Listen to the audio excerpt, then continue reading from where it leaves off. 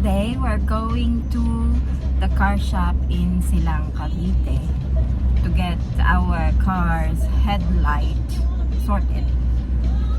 We're still on the road going to Silang, Cavite, and it's a rainy morning, so please use your car lights properly. The low beam headlights on and or the fog lights so other people can see you. Please don't use the hazard lights if you're not a hazard on the road. If there's no problem in your car, don't use the hazard because other motorists will be confused.